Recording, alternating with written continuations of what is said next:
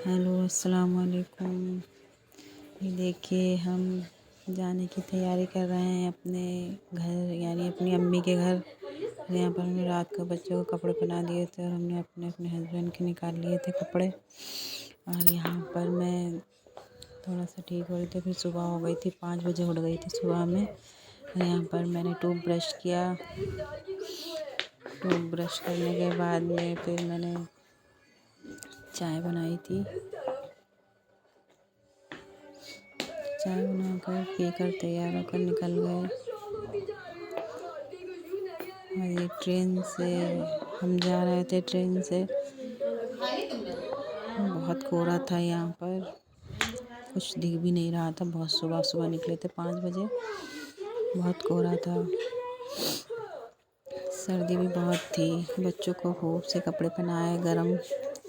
अरे देखिए ये इनके पापा और दोनों बच्चे बैठे हुए थे ट्रेन में और मस्ती कर रहे थे दोनों।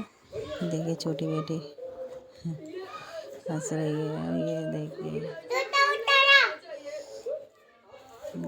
इनको लिटा लिया था मैंने। ये सो गई थी, इनको मैंने सुला लिया था गोद में।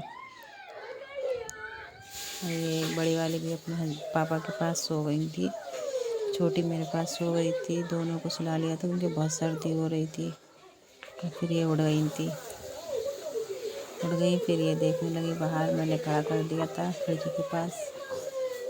खुश हो रही थी देख देख के। बाहर का शीशा लगा हुआ था ना, तो हवा नहीं आ रही थी, इसलिए मैंने खड़ा कर दिया था, इस वजह से।